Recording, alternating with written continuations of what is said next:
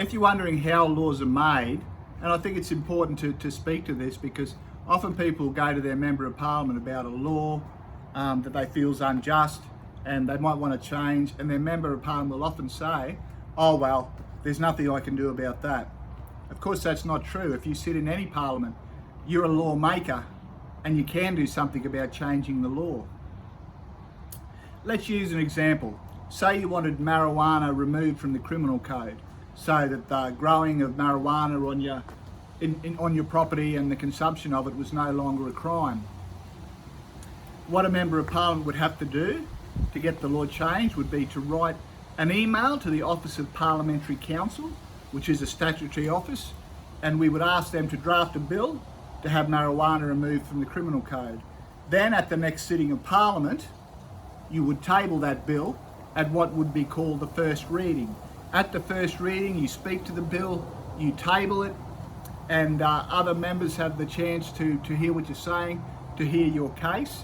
And after you've tabled it, the bill will sit on the table for a period of 2 or 3 months. Then it will come back for a second reading. At the second reading stage, you will speak to the bill again.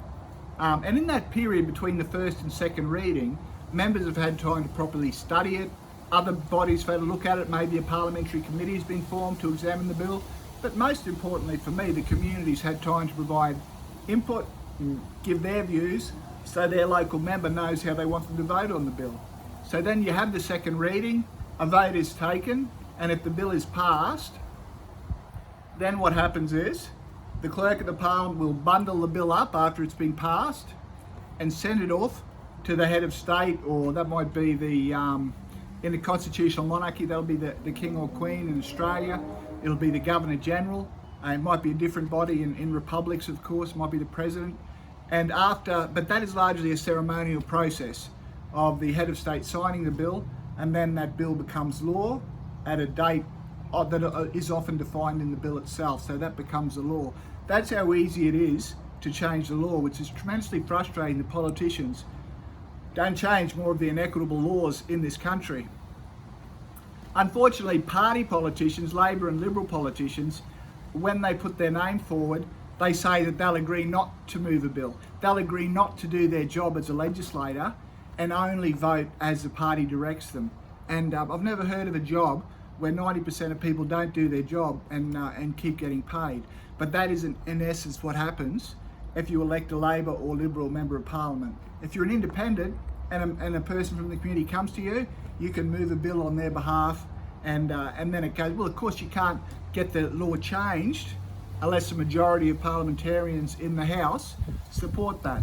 But if people aren't a member of a party, they've got no reason not to vote in good faith and support good legislation that will benefit their community.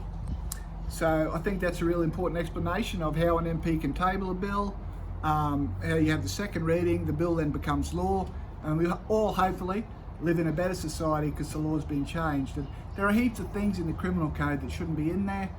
I started the process of having abortion moved from the criminal code. Marijuana should be removed from the criminal code. We also get a lot of people out of jail that shouldn't be there as well, which would be a great thing.